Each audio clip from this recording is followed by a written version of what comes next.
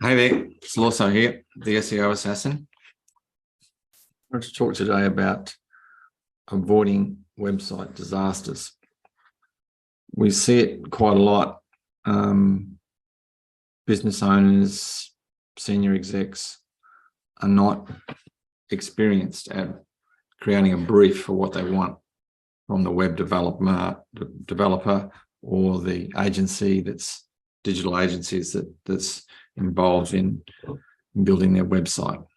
And I guess there's a lot goes into this. Many people base their decision on price, and the cheaper being the better, and that is not always the case. As you know, you drive around the roads, and not everyone is driving the cheapest car.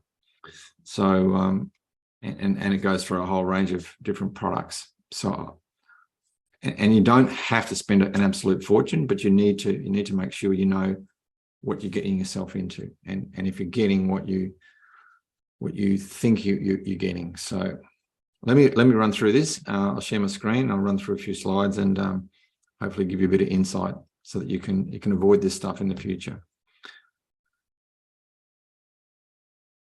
Rightio. Avoid website disasters. So the first thing is to please document what your expectations are. Handwrite it, type it, do whatever, get some templates off the web,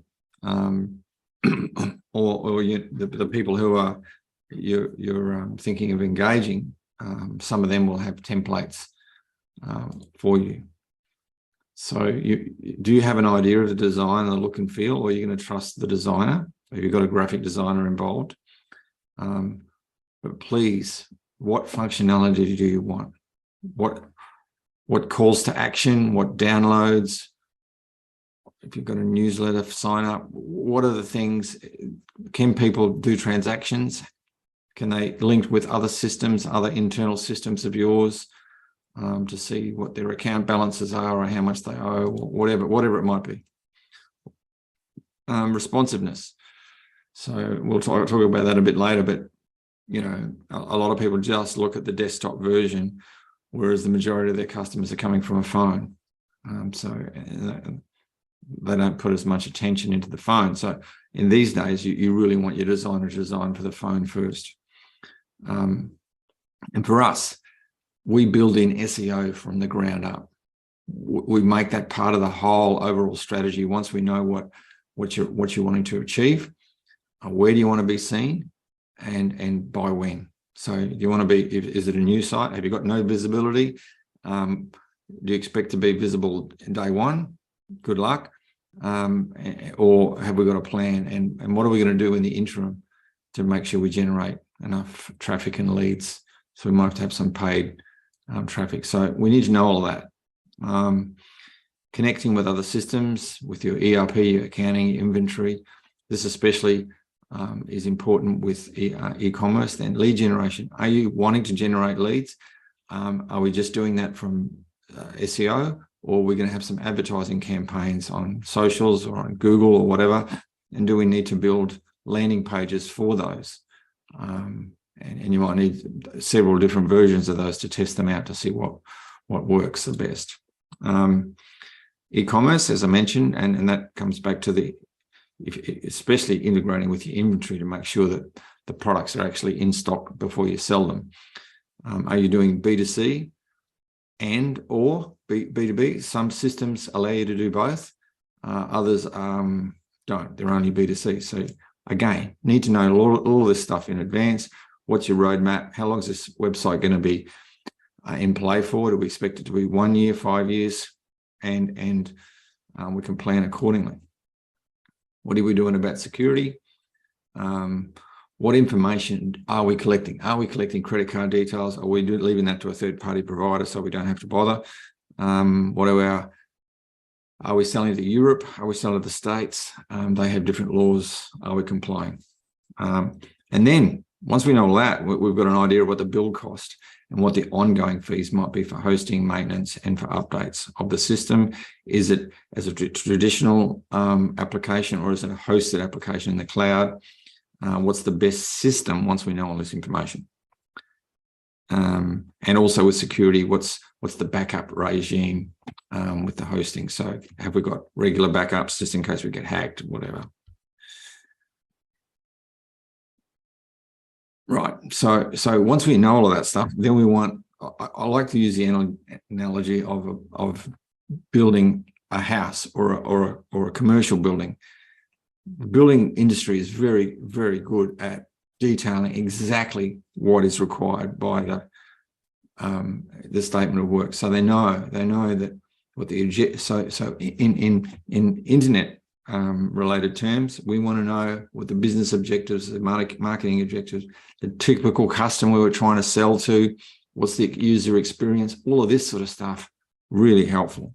And then once it's documented, you can review the site that's built in a temporary location and say, does it mean all of these things that we asked for? So once we've got that, then we'll need a site map. So we need to know what the navigation is going to be, what are all the pages, and how does that work in with the functionality, the user experience, and what have you. Then we have designs. So like with a house, we need we call them wireframes. So we need to know what the home page is going to be, what the sub page is going to be, what the product pages are going to look like. And if we do the mapping of this, we can understand how everything sort of fits together. And then you can get the graphic designer to make it look, really nice, and find the right imagery and video that's going to, display your products or services in the best light.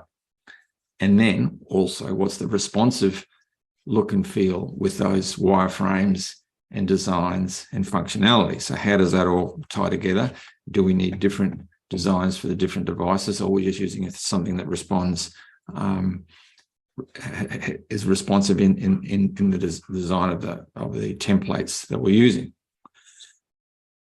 So we need to make sure we understand all of this, and we've got it documented, and we've agreed, signed off. We understand what it's costing, what the deliverables, how long it's going to take, what we have to do, and also we need a list of what is not included.